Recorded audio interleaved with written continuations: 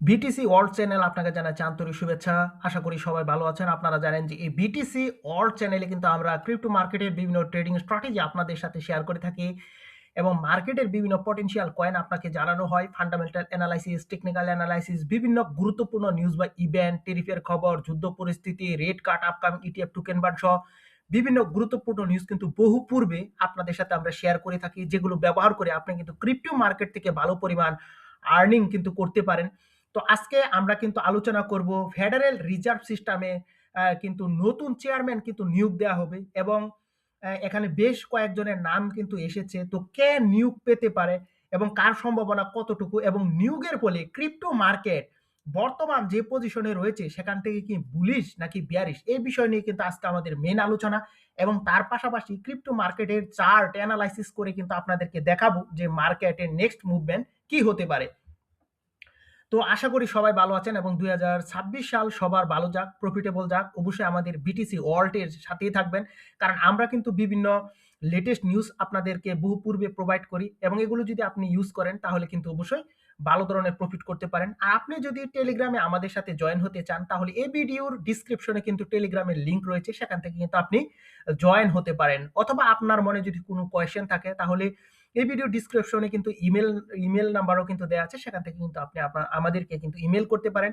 এবং ক্রিপ্টোকারেন্সি নিয়ে আপনাদের যদি কোনো কোয়েশ্চেন থাকে তা কিন্তু অবশ্যই কমেন্ট সেকশনে লিখবেন এবং আপনাদের প্রতিটি প্রশ্ন কিন্তু আমরা আনন্দে গ্রহণ করি। তো বিটিসি অল্ট কয়েনের যে আজকে মেইন টপিকস সেই বিষয়ে কিন্তু আমরা আলোচনায় যাব। আর আপনারা জানেন যে প্রতিটি আলোচনার পূর্বে আমরা কিন্তু কি ক্রিপ্টোকারেন্সিতে কি ধরনের ইনস্টিটিউশনাল বাইং হচ্ছে, ইটিএফ এ কি মানি আসছে, হুয়েলসরা কি করছে, এই সকল বিভিন্ন বিষয়ে কিন্তু আপনাদেরকে একটা ধারণা দিই যাতে আপনারা কিন্তু বুঝতে পারেন যে কি হয় ক্রিপ্টো মার্কেটের মধ্যে। তো বরাবরের মতো আজকে কিন্তু এখন প্রথমেই আমরা ইটিএফ এর নিউজগুলো জানবো। তো আপনারা জানেন যে 25শে ডিসেম্বরের পর থেকে কিন্তু ক্রিপ্টো মার্কেটের মধ্যে মানি কিন্তু ইনফ্লো হয়নি এবং এখানে 30শে ডিসেম্বর কিন্তু ক্রিপ্টো মার্কেটের যে ইটিএফ রয়েছে সেখানে কিন্তু উল্লেখযোগ্য পরিমাণ মানি ইনফ্লো হয়েছে এবং 30শে ডিসেম্বর যে এখানে মানি ইনফ্লো হয়েছে এতে আনন্দিত হওয়ার কিছুই নেই। এবং কেন আনন্দিত হওয়ার কিছু নেই এ বিষয়ে আপনাদের সাথে আলোচনা করব। তো 30শে ডিসেম্বর কি হয়েছিল সে বিষয় নিয়ে একটু জানি। তো 30শে ডিসেম্বরে বিটকয়েনের যে ইটিএফ রয়েছে সেখানে ব্ল্যাকরক $143 মিলিয়ন সমমূল্যের বিটকয়েন পারচেস করে, ফাইডেলিটি $78 মিলিয়ন বিটকয়েন পারচেস করে, এয়ারকে ইনভেস্টমেন্ট $109 মিলিয়ন সমমূল্যের বিটকয়েন পারচেস করে। অর্থাৎ মানি ইনফ্লো হয় কিন্তু 30শে ডিসেম্বর।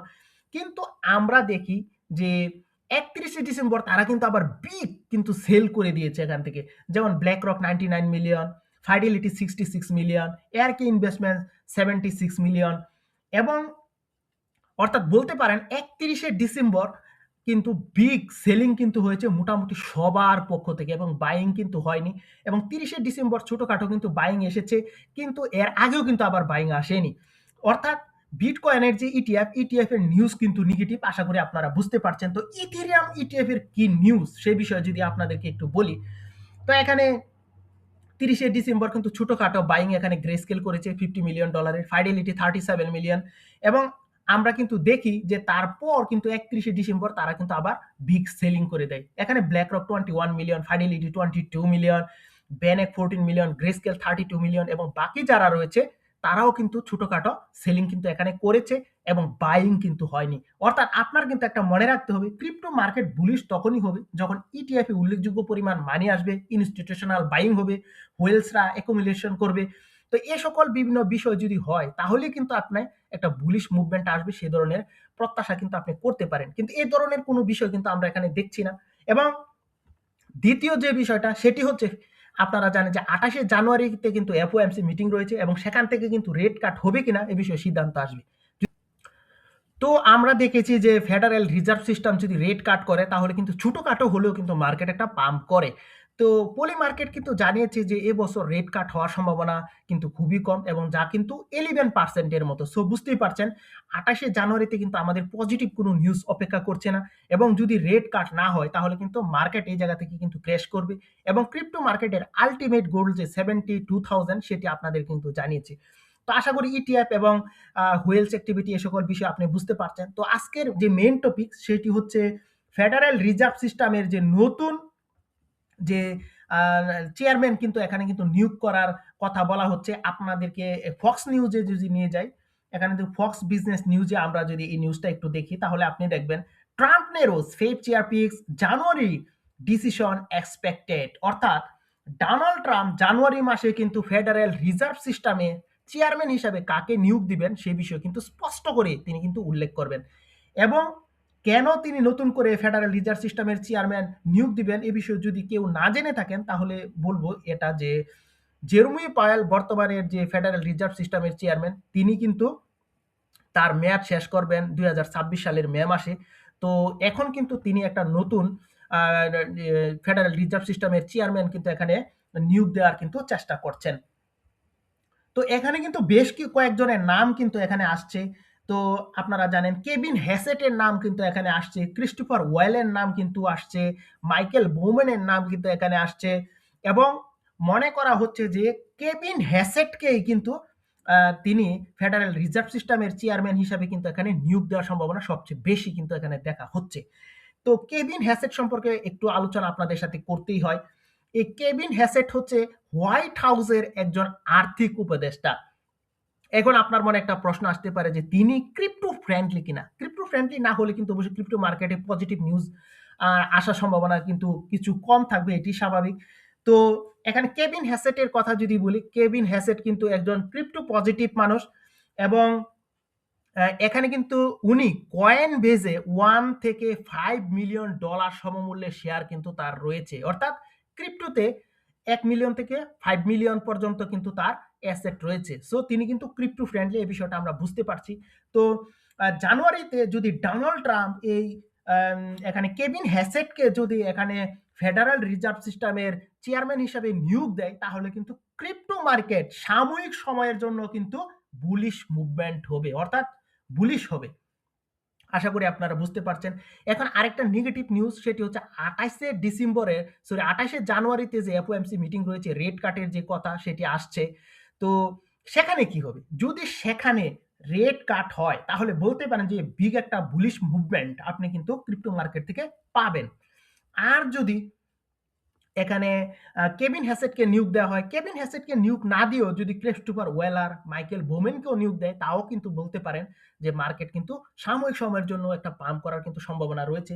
এখন আপনাদের কিন্তু একটা বিষয় খেয়াল রাখতে হবে এবং উনার যে নিয়োগ এটি যদি ধরেন 28 জানুয়ারির অনেক আগে হয়ে যায় তাহলে কিন্তু মার্কেট পাম্প করবে এবং 28 জানুয়ারিতে কিন্তু রেড কাট হবে না, এটা কিন্তু অনেকাংশে নিশ্চিত। সো তারপর কিন্তু আবার মার্কেট ডাম্প করার কিন্তু সম্ভাবনা রয়েছে। সহজ কথায় যদি বলতে চাই, 28 ডিসেম্বরের আগে যদি এই ফেডারেল রিজার্ভ সিস্টেমের চেয়ারম্যান হিসাবে এই কেভিন হ্যাসেট বা ক্রিস্টোফার ওয়েলার বা মাইকেল বোমেনের মতো কাউকে যদি নিয়োগ দেওয়া হয় মার্কেট কিন্তু পাম্প করবে এবং আপনি কিন্তু সুযোগ বুঝে 28 জানুয়ারির আগে কিন্তু মার্কেট থেকে সেলিং করে বের হয়ে যাবেন, কারণ রেড কার্ড কিন্তু হবে না এবং রেড কার্ড যদি না হয় তাহলে কিন্তু মার্কেট ডাম্প করার সম্ভাবনা রয়েছে এবং এটা কিন্তু বড় ধরনের ডাম্প আসার সম্ভাবনা রয়েছে। তো আশা করি ক্রিপ্টো মার্কেটের পরিস্থিতি সম্পর্কে আপনি স্পষ্ট ধারণা লাভ করতে পেরেছেন এবং চার্ট নিয়ে অ্যানালাইসিস আমাদের কিন্তু সবার শেষে প্রতিটি পর্বেই থাকে। তো আজকেও কিন্তু আমরা সেটি করব। তো মার্কেট আপনারা এখানে দেখেন যে বেশ কিছুদিন ধরে প্রায় 2 সপ্তাহের উপরে কিন্তু মার্কেট এই একই জায়গায় কিন্তু ঘোরাফেরা করছে। তো অনেকে মনে করছে যে এখানে কেভিন হ্যাসেট বা এদেরকে নিয়োগ দেওয়া নিয়ে মার্কেট একটা কিন্তু নিউট্রাল পজিশনে রয়েছে, অর্থাৎ এই জন্য মার্কেট আমরা নিউট্রাল পজিশনে দেখেছি। যদি পজিটিভ আসে তাহলে মার্কেট কিন্তু এখান থেকে পাম্প করবে এবং যদি না হয় তাহলে কিন্তু এখান থেকে ডাম্প করবে।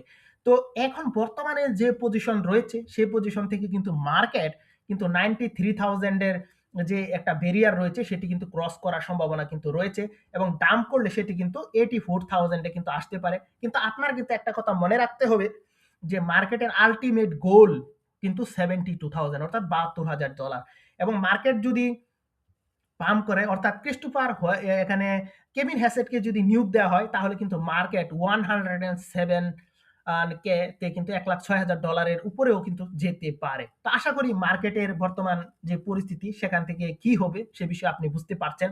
অর্থাৎ মার্কেট বর্তমানে যে জায়গায় রয়েছে সেখানে যদি কেভিন হ্যাসেট, ক্রিস্টোফার ওয়েলার, মাইকেল বোমেনকে নিয়োগ দেওয়া হয় তাহলে কিন্তু পাম্প করতে যাচ্ছে এবং যদি রেড কাট না হয় তাহলে কিন্তু বর্তমান পরিস্থিতি থেকে মার্কেট ডাউন করে নিচে চলে আসবে। আশা করি ক্রিপ্টো মার্কেটের পরিস্থিতি সম্পর্কে আপনি বুঝতে পারছেন এবং 2026 সাল আপনার হোক সবচেয়ে ভালো এবং প্রফিটেবল, এবং অবশ্যই আমাদের এই বিটিসি অল চ্যানেলটি সাবস্ক্রাইব করে আমাদেরকে আপনাদের পাশে থাকার সুযোগ করে দিবেন, এবং আপনাদের প্রতিটি কমেন্টস কিন্তু আমাদেরকে কিন্তু অনুপ্রাণিত করে, আমরা কিন্তু অনেক আনন্দিত হই। অবশ্যই আপনি কমেন্টস করবেন এবং ক্রিপ্টো নিয়ে কোনো কোয়েশ্চেন থাকলে অবশ্যই জানাবেন। তো আজকে এখানেই শেষ করলাম। নতুন কোনো এপিসোড নিয়ে আবারও আপনাদের সাথে কিন্তু দেখা হবে। Bye bye.